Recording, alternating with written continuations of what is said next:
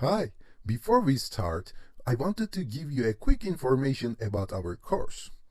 So within this course, we have two main sections, and this is the main reason why this course is one of the most comprehensive ethical hacking courses ever created online. In the first section, we're going to see how to use ethical hacking tools in order to understand how hackers do their attacks on computers, on networks, on systems, on websites, and on users. And of course, we're going to see how to stay safe against these attacks as well. On the top of that, we're going to learn a programming language called Python, and we're going to use this Python in order to write our own ethical hacking tools. So with these two sections, we're going to complete our ethical hacking course. Of course, you may think that I already know everything about ethical hacking tools. So can I jump into the Python section? Of course you can do that. You can go to section 26 and start from that as well. But if you don't have any prior knowledge, I suggest you start from section 1 and follow all the lectures up until to the very end, because this course is designed to start from scratch and take you through to all the details along the way.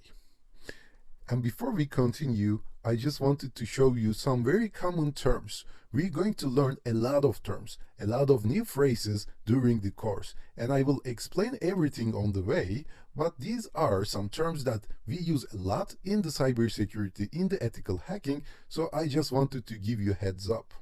Vulnerability means weakness in a system. So hackers actually try to find some vulnerabilities, try to find some weaknesses, and they leverage that weakness in order to gain unauthorized access. And that leveraging process is called exploit. So we find vulnerabilities and we exploit them. We use that weakness in order to gain some unauthorized access. And this process is called penetration testing. Sometimes we refer this as pen testing.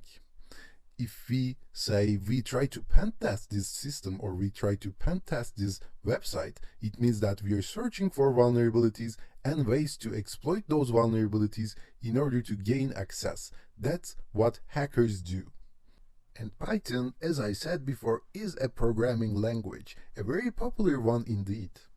Most of the tools that we're going to use in the ethical hacking will be written by Python, and also we're going to learn about this Python and we're going to write our own tools with that programming language later on. And you have to bear in mind that this is an ethical hacking course. So you're going to see how hackers do their attacks in real life, but you have to stay in the legal boundaries in order to avoid any trouble.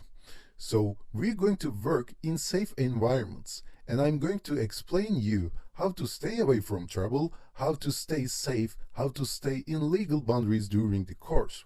But always bear in mind that ethical hackers are allowed to perform penetration tests, are allowed to find vulnerabilities, find weaknesses, so that administrator of the related systems can fix it in order to prevent attacks from bad hackers. So bad hackers are called black hat hackers, and ethical hackers are called white hat hackers in general convention. So now if you're ready, we're going to stop here, and within the next section, we're going to set our ethical hacking lab in order to start learning about all this ethical hacking stuff.